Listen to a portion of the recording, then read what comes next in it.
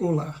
A economia derrotou Kamala Harris, mas foi também uma vitória do fascismo, do racismo, do machismo e da ignorância. A grande clivagem não foi entre os sexos, como se esperava em algum momento. Parecia que Kamala Harris seria eleita pelo voto feminino, em que levou uma vantagem de 10 pontos percentuais, mas Trump neutralizou essa vantagem com o voto masculino.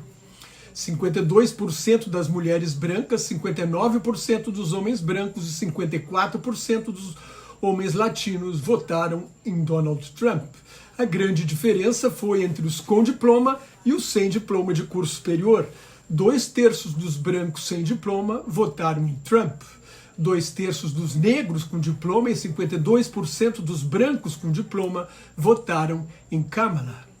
A grande razão da vitória foi a economia. Valeu a máxima de James Carville, um assessor da campanha de Bill Clinton, que ao explicar a vitória sobre George Bush, pai, em 1992, depois de Bush ganhar a guerra do Iraque, ele disse: é economia, estúpido.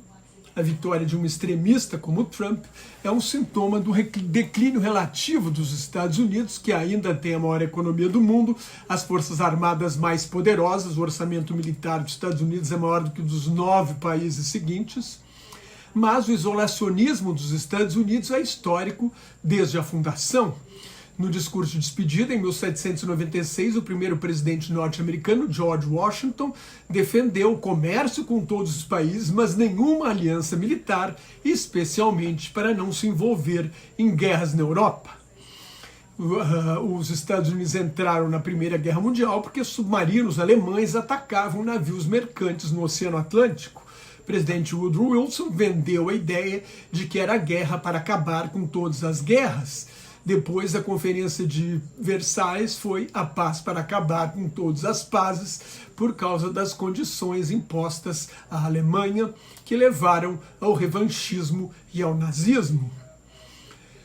Durante a Segunda Guerra Mundial, o então presidente dos Estados Unidos, Franklin Delano Roosevelt, decidiu que os Estados Unidos deveriam exercer seu poder no mundo através de alianças, especialmente com a Europa. Isso está na Carta do Atlântico, que Roosevelt assinou junto com o primeiro-ministro britânico Winston Churchill em 1941, antes dos Estados Unidos entrarem na guerra, e na Declaração das Nações Unidas de 1942, logo depois que os Estados Unidos entraram na guerra. Desde 1942, quando assume o comando militar aliado, os Estados Unidos são responsáveis pela segurança da Europa Ocidental. Na Guerra Fria contra a União Soviética, esta política de alianças, era fundamental.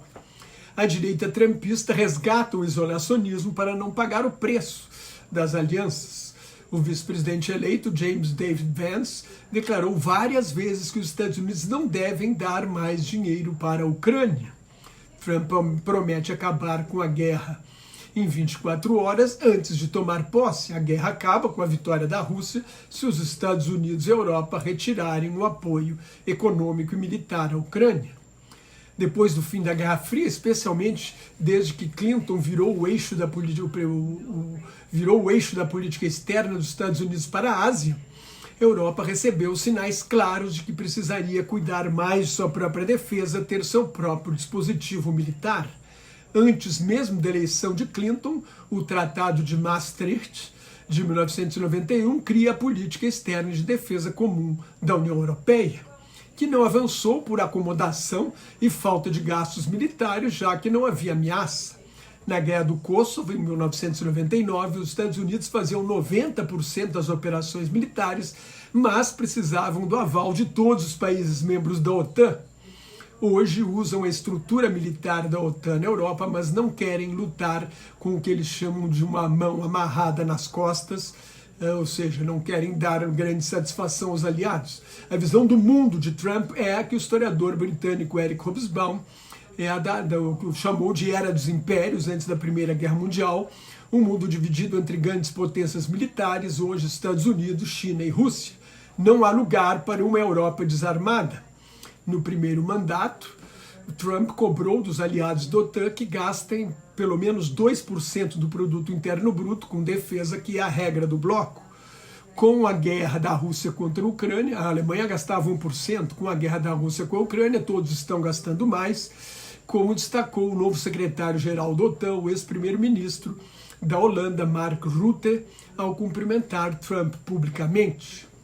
No Oriente Médio, Trump deve tentar estender os acordos de Abraão, em que 4 países árabes reconheceram Israel durante seu primeiro governo, para que haja um reconhecimento mútuo entre Israel e a Arábia Saudita. Um dos objetivos do ataque terrorista do movimento de resistência islâmica, o Hamas, em 7 de outubro do ano passado, em Israel, foi bombardear a negociação entre Israel e os sauditas, porque isso significaria o abandono da causa palestina. O ditador saudita, o príncipe herdeiro Mohammed bin Salman, aquele que mandou esquartejar um jornalista dissidente, não está nem aí para o povo palestino.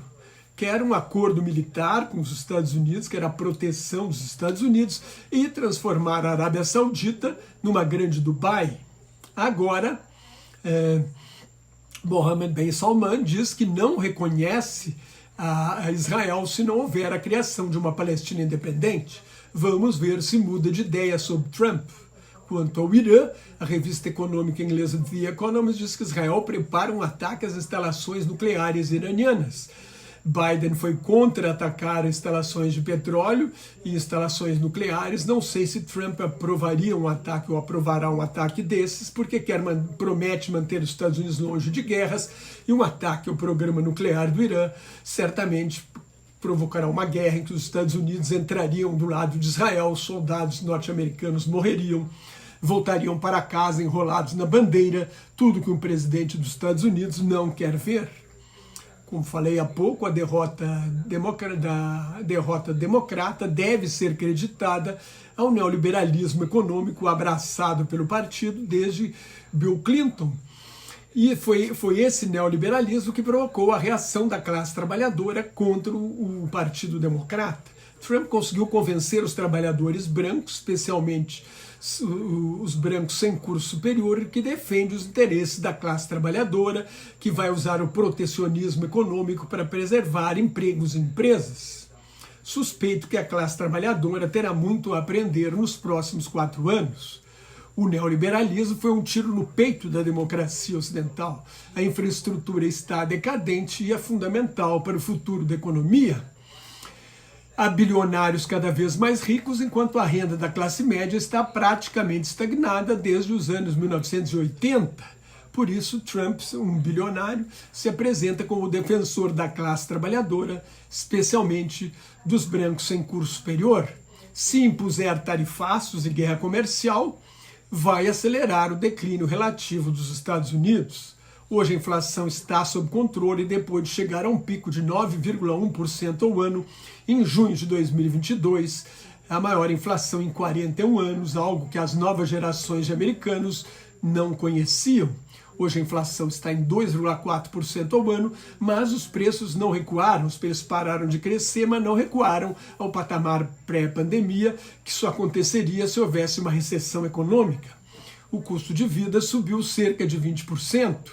Os democratas deveriam ter tentado explicar isso, de que não dá para ignorar o impacto da pandemia.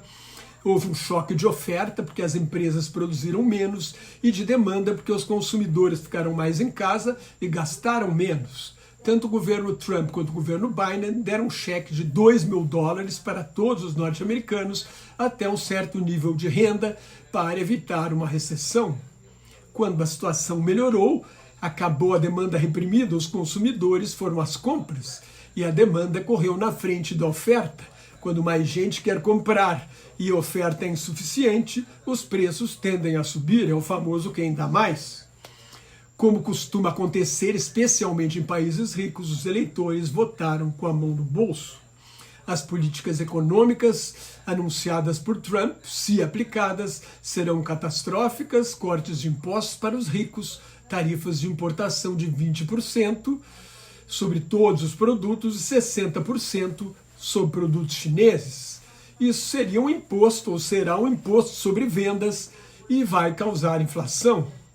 a deportação de milhões de imigrantes ilegais, se for realmente concretizada, vai criar escassez de mão de obra em setores como agricultura e construção civil.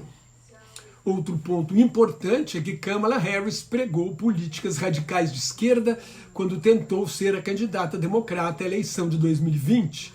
Prometeu acabar com o fracking, o fraturamento hidráulico para extrair óleo e gás natural do xisto betuminoso, financiamento público para mudança de sexo, inclusive nas prisões, descriminalização da imigração ilegal, que ficaria a cargo da Justiça Civil, e ainda apoiou o corte de verbas das polícias depois do assassinato de George Floyd, um negro, em maio de 2020.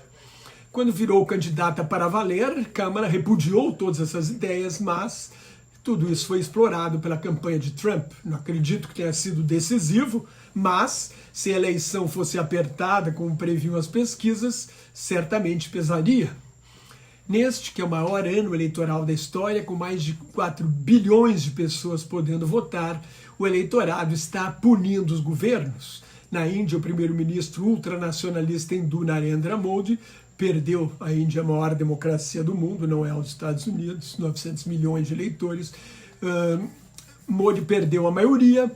Na Indonésia, e pretendia aumentar, foi eleito o general Prabowo Subianto, ex-genro do ditador Mohamed Suharto, que acusado de vários crimes e massacres. Na Europa, a eleição ao Parlamento Europeu, a direita avançou, a extrema-direita ganhou na Áustria, foi o partido de extrema-direita foi o mais votado na França, e aqui o governo perdeu as eleições municipais.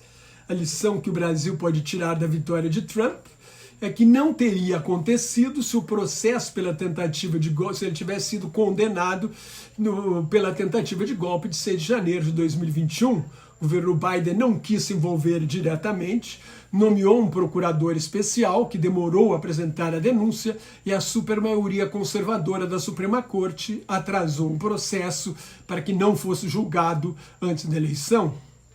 Agora o procurador especial mandou anular os processos. Aliás, Trump conquistou a Casa Branca, os republicanos recuperaram a maioria no Senado, podem manter a maioria na Câmara, a apuração ainda não terminou, os republicanos estão na frente, e Trump tem o apoio da maioria, da supermaioria conservadora da Suprema Corte. Pode ter amplo controle sobre os 3 poderes para exercer os poderes ditatoriais com que sonha.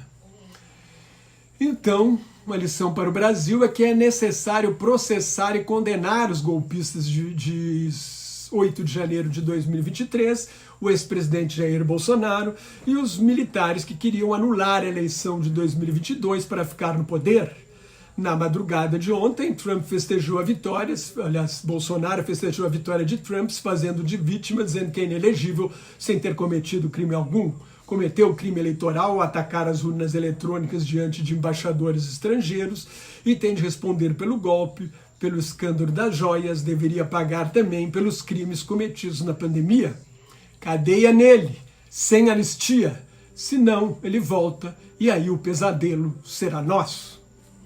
Se você gostou, assine meu canal no YouTube, leia o meu blog Globalização em Crise, me siga no Twitter, no Instagram, no Thread, no LinkedIn e no Facebook, onde eu colaboro com o grupo Quarentena News.